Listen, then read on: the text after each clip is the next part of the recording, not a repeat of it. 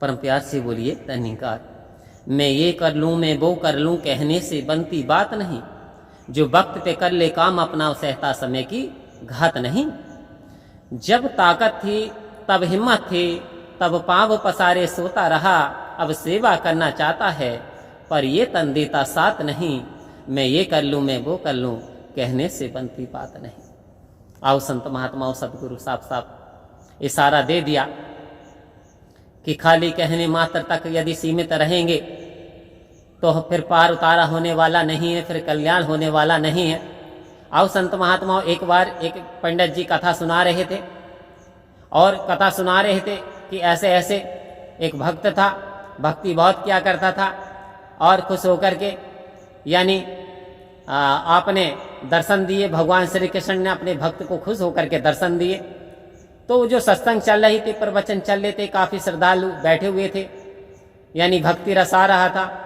तो वहां पे विश्वासी एक संत महात्मा उठा, बोले ऐसा संभव है महात्मा जी? बोले जी हाँ ऐसा संभव है, ऐसा हो जाता है यदि हम पूरी तरीके से श्रद्धा विश्वास करते हैं। तो उसके मन में ख्याल आया, जब वहां पे दर्शन दिए थे श्री कृष्ण ने तो यहाँ भी दर्शन दे सकते हैं। तो बोले कहाँ मिलेंगे जी? बोले मथुरा। तो आप क्या होता है मथुरा में?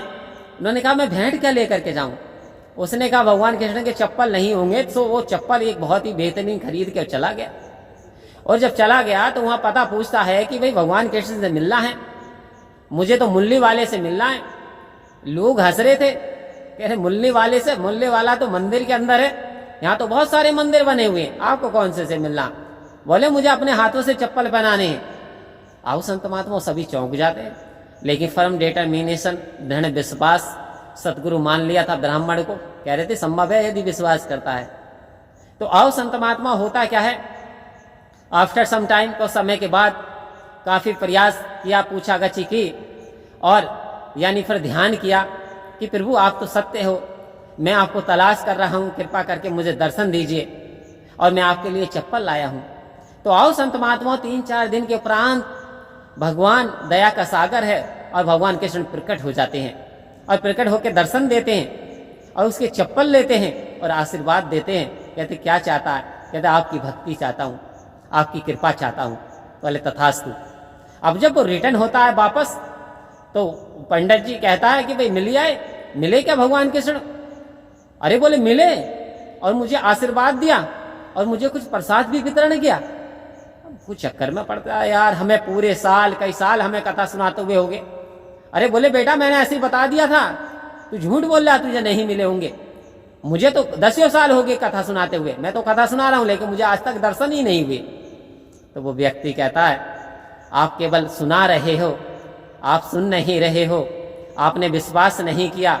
सो वो तो सच्चे हैं, वो तो मिल जाते आपको, लेकिन आपकी कथनी करनी में अंतर है। तो जिसका पृथक पृथक व्यवहार होता है वास्तव में उसका कल्याण नहीं होता। जिस प्रकार से ज्ञान ले लिया, लेकिन ज्ञान लेने के उपरांत खाली हमने कर्म में नहीं ढाला, 5 प्रण ले लिए, अपनाया नहीं, तो आओ संत महात्माओं, जीवन का कल्याण होने वाला नहीं है। खाली बातों से बात बनती नहीं, हर घड़ी ये करामात होती नहीं और रोज रहमत की बरसात होती नहीं। ये समय समय की बात है। इस समय आप भी इस धराधाम पे हो, सतगुरु भी धराधाम पे हो। ऐसा ना हो कि इंसान क्या भरोसा है तेरी जिंदगी का, अरे आदमी बुलबुला है पानी का। आओ संत महात्माओं, जीवन का कोई भी भरोसा नहीं है। 1 मिनट में क्या से क्या हो जाए मानव तेरे शरीर का, कुछ पता नहीं तकदीर का। तो आओ संत महात्माओं, इंसान के जीवन का कोई भरोसा नहीं है, लेकिन कथनी करनी सम कर लें, यानी कर का मन का डाल के मन का फेर। जो कर का है, जो दिखावे की बात है, और जो मन का फेर है उसे निकाल दें और मन में यदि इस निरंकार को बसा लें, इसी की याद में जिएं।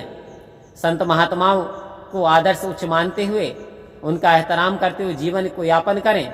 इंसान को इंसान समझ करके तवज्जो देते हुए, हर इंसान का सम्मान करते हुए यदि जीवन जिएं तो वास्तव में सतगुरु हमारा हमसे खुश होता है। परम प्यार से बोलेंगे धन्यकार।